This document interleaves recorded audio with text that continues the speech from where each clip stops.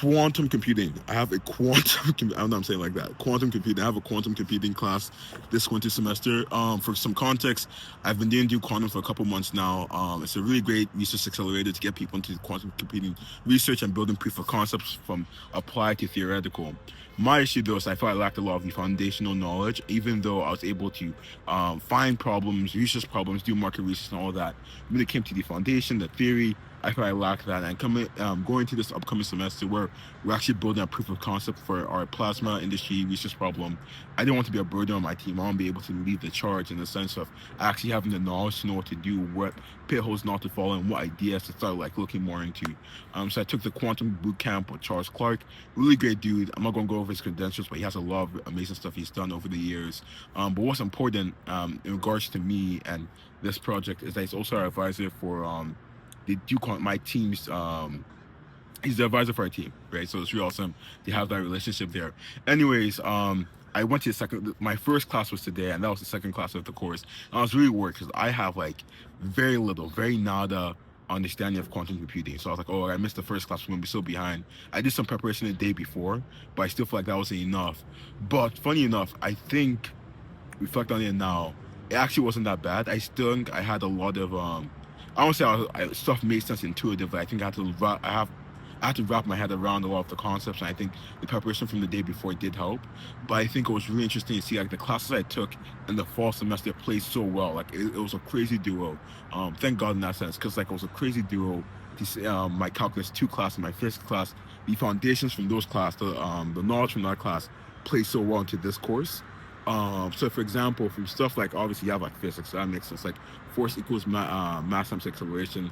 That's a great way to understand like deterministic and classical and stuff like that. But then when it came to stuff like Euler's formula, I kid you not, my exam 2 for my math class, I didn't fail it, but I got like a really bad score because I forgot to study for Euler's formula, right? 'Cause I didn't think it was gonna be an exam, so I was really, really traumatized by that. And then the next time for exam, I think the final exam, I studied really hard on US formula and it barely showed up. I thought like that sucks. I'm never gonna use it again. Then comes into this course and then there's like something else like I recognize like the E to the I to the times the theta and all that. I was like, dang, that seems recognizable. And I was like, US formula, and we started going to complex numbers and conjugates and stuff like that. It was so crazy to see everything come together. Obviously, there was stuff with like linear algebra, which I still have to refresh on because last time I did linear algebra was in my spring semester at Pitt, and it was like a terrible course because I think that's the only course in my life in college that I've gotten a C so far in. So I have to actually do that. But overall, it's been amazing. The class is amazing. I love how he teaches it. It's less of a traditional course in the way they teach it, where like you have a topic and they break it down and you do a couple problems. It's more so a mixture of the history and the theoretical and much more conversational. One thing I really do like about this course is that's like 15 people, right? So it's much more, it's less, I'm trying to think of a good analogy, but like with big courses, you have less freedom in how you can teach it. You can have less conversation. You can ask less questions, right? But with courses that are small, you have more freedom. You can ask more questions. You can go 20 minutes into a random topic, and I feel like that's what this class is. But for quantum, and it's the most amazing thing ever. So like we're even like using an analogy with pawns and how that relates to quantum interference. Um, but it's so interesting, so interesting.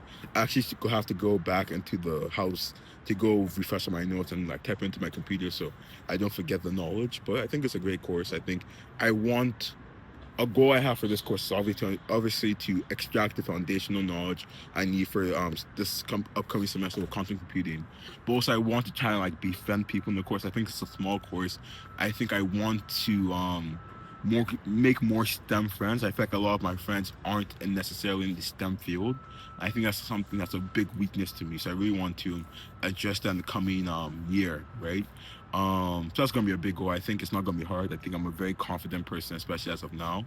But I'm having fun. It's a great course. I was really worried that it was gonna be a course where I stupidly took it and I was gonna fail the course. I still may fail the course, God forbid. But regardless of the worry about failing the course, right now it's just a really intellectually stimulating course. Something I actually want to do because of the course now is I actually want to go watch more documentaries on the history of a lot of scientists. I think they have so many cool stuff. I remember at the start of the class we were talking about oh dang, I can't even tell you his name, but I think it's Margotini or something. I think he's Italian, I imagine.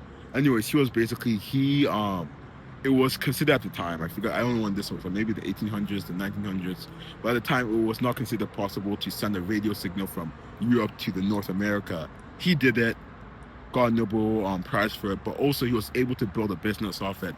And what was actually interesting, after the Titanic tragically crashed and sunk, they actually used a radio signal to save some of the people who were afloat, right? And then after that, it became like a legislation thing to actually require that. And then he was like the only person in town who was actually really doing that. And then he actually made a bunch of more money off of that. I don't know like why I'm focused on the money part so much, but I think it's really cool to kind of see the idea of a scientific idea be considered impossible and then like become so successful. I don't know. I think that makes me happy because sometimes I have really stupid ideas. I think it encourages me to continue thinking about those ideas and working on them to see what they might come, like their full potential, and not worrying so much about the external validation from others, but also making sure I understand that the criticism and the praise, because a lot of times it can be easy to say, oh, I'm just going to be delusional, I'm going to ignore everyone. But I think by doing that, you actually put yourself at a bigger limitation. Because even though a criticism may not be what you want exactly, there's a lot of value you can find by like dissecting it and see why are people saying this. Can I synthesize that? Can I corroborate what people are saying to find value and maybe a theory that people assume? Maybe that theory is incorrect. Maybe that theory is correct, and you can go from there. Um, but yeah, besides that though, I have nothing else to say. So have a great day.